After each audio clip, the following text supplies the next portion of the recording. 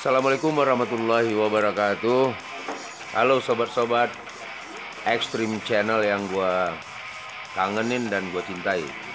Jumpa lagi kita di channel YouTube Extreme Channel. Nah, Extreme Channel ini membahas apa aja yang sedang terjadi ya bro ya.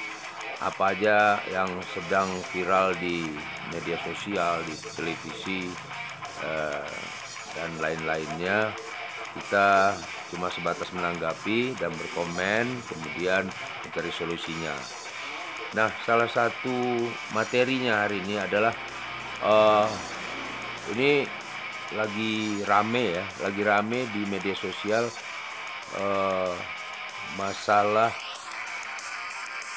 tagih menagih hutang, ya, pihak yang menghutangi dan pihak yang terhutang, ya. Jadi kenapa kita bahas ini? Karena ini udah mengarah ke hal-hal yang negatif. Artinya banyak jatuh korban ya di hampir di seluruh negara Republik Indonesia ini.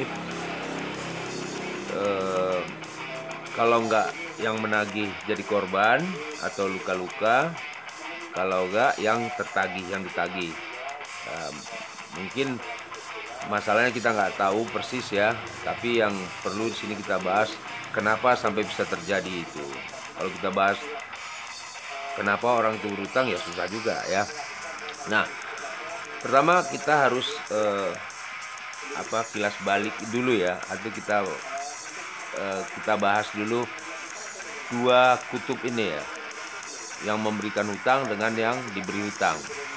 Pada dasarnya orang kalau tidak kepepet hidup, ekonominya tidak terancam untuk biaya hidup keluarga atau hal-hal yang lain, pasti dia tidak akan mau berhutang. Hampir sama negara. Negara begitu juga, kalau nggak butuh sesuatu untuk investasi atau untuk membangun sebuah infrastruktur dan lain-lainnya, nggak mungkin juga mengandalkan sumber devisa atau apa yang ada di negeri ini, pasti akan berhutang kan gitu. Tapi kalau negara akan beda ya, karena nanti pos-posnya banyak untuk membayar hutang tersebut. Nah, kalau kita ambil dari segmen atau segmental ya, sifatnya mengkerucut, yaitu rakyat biasa. Ini agak susah juga ya. Kenapa bisa terjadi yang kita katakan tadi? Kenapa bisa terjadi sampai jatuh korban antara yang menghutangi, penagih, dengan yang terhutang atau yang punya hutang? Kenapa di sana?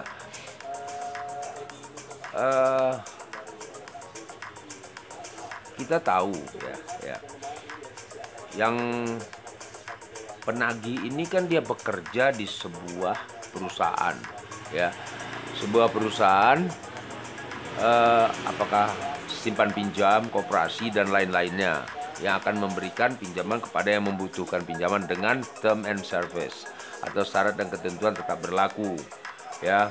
Masalah mulai berapa pinjamannya, identitas orang tersebut, batas waktu pinjaman atau tenor, kemudian dendanya kalau terlambat dan sebagainya, semua diatur.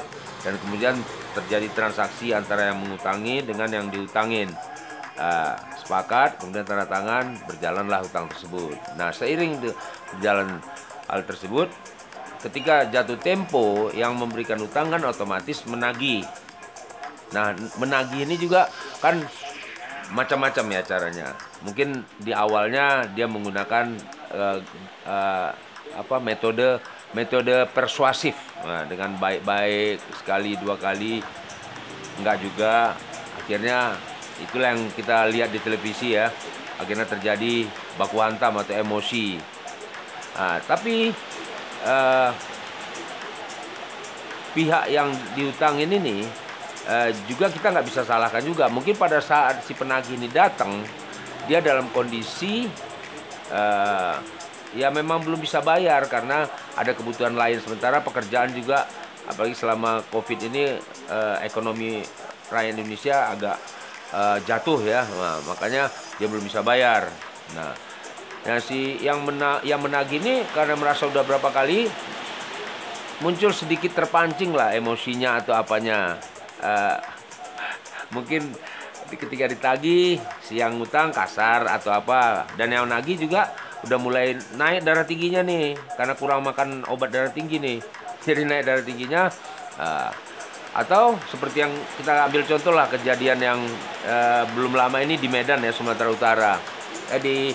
Kalimantan, maaf, Kalimantan. Di Kalimantan itu terjadi, dia menagih, kemudian sampai mungkin sudah berapa kali menagih belum tertagih, akhirnya emosinya naik sampai dia mendorong anak dari tersangka ini dan istrinya. Nah, yang si suami ketika anak dan istrinya disakiti, dia terlepas daripada masalah itu masalah utang, dia emosi, akhirnya dia ambil mandau apa parang itu, akhirnya dia bacok lah sampai orang ini meninggal, jiwanya nggak tertolong. Nah, kembali lagi kita bahas masalah sampai jatuh korban begini kan, itu udah sangat ironis ya, sedih sekali kita apanya. Kalau bisa jangan. Jadi kita nggak bisa menyalahkan si penagih atau yang ditagih, nggak bisa juga. Bukan itu yang kita permasalahkan. Nah, si penagih ini kan dia punya target. Dalam 1 bulan dari perusahaannya kamu harus menagih jumlahnya sekian. Nah, karena punya target dia makanya dia menggunakan, mungkin ada yang menggunakan cara baik-baik, sabar atau apa, ada juga menggunakan cukup sekali 2 kali dia baik, selebihnya dia menggunakan kata-kata kasar atau apalah yang nggak senonoh yang dianggap oleh yang itu menghina atau apalah, maka terjadilah hal seperti itu. Nah, dia punya target juga. Nah, kembali lagi yang dihutangin ini kita juga nggak bisa salahkan karena dia mungkin pada saat itu keadaannya memang belum ada uang, mendengar ucapan kasar itu, atau seperti tadi yang terjadi di Kalimantan itu, dia istrinya sama anak didorong atau disakiti, ya makalah terjadilah yang di Kalimantan ini sampai terjadi pembunuhan gitu ya. Nah, mana yang sama-sama dirugikan ya? Ini jelas sama-sama dirugikan, terutama tersangka harus diproses menurut hukum dan mungkin akan dijatuhin hukuman nanti. Nah, si anak istri gimana mencari nafkah? Apalagi mungkin tulang punggungnya nih suami tadi. Nah, hal-hal seperti itu kita cuma bisa menghimbau ya. Mungkin solusinya, kalau kita bilang solusinya nggak usah berhutang, nggak bisa gitu ya. Kayak seperti kita bilang tadi di awal pembicaraan tadi nih, namanya manusia pasti akan berhutang ketika dia tidak bisa mencukupi ini. Sementara dia harus memenuhi kebutuhan, utang dulu lah, nanti bayar belakangan lah urusan gitu. Tapi ketika jatuh tempo, kelabakan juga memang. Salah satu caranya memang peran serta masyarakat ya mencoba untuk berdikari ya, mencoba usaha sendiri. Tapi kan usaha sendiri kadang-kadang terbentur sama modal. Nah, peran pemerintah juga ini sangatlah diinin sekali. Pak Jokowi juga, Presiden kita Republik Indonesia yang tercinta ini, juga selalu menggiatkan UMKM dan segala macam ya, swakarya atau apalah ya, membuat keset, membuat apa, semua diinginkan. Tapi kembali lagi kita katakan tadi bahwa itu kan perlu modal. Nah, dari bentuklah UMKM atau koperasi-koperasi yang untuk memberikan modal yang atau pinjaman lunak kepada masyarakat yang ini. Mungkin itu salah satu cara dengan usaha yang seperti UMKM dan lain-lain itu, mungkin yang tadinya harus berutang nggak berutang lagi karena dia sudah cukup untuk memenuhi kebutuhannya.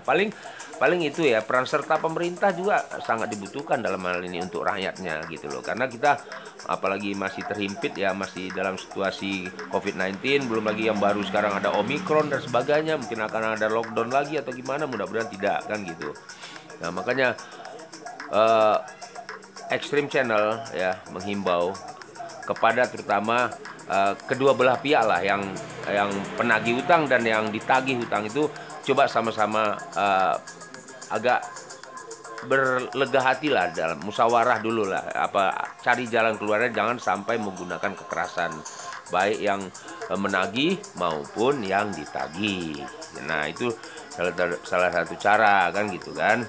Nah, harus ya bagaimana ya, kalau kita cari salahnya atau benarnya mana ya, dua-duanya ya susah juga. Yang ini harus menagih, target dari dia digaji, dia harus menagih. Yang ini dia belum punya uang, gimana coba? Kan nggak ketemu, akhirnya berantem. Seperti yang di Kalimantan, yang kita ulangi lagi, seperti yang di Kalimantan terjadi sampai pembunuhan. Kan kalau masih luka-luka ringan sih masih apa ya.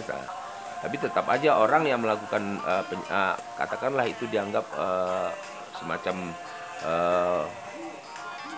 kejahatan ya, kriminal ya, dianggap menyiksa orang gitu loh.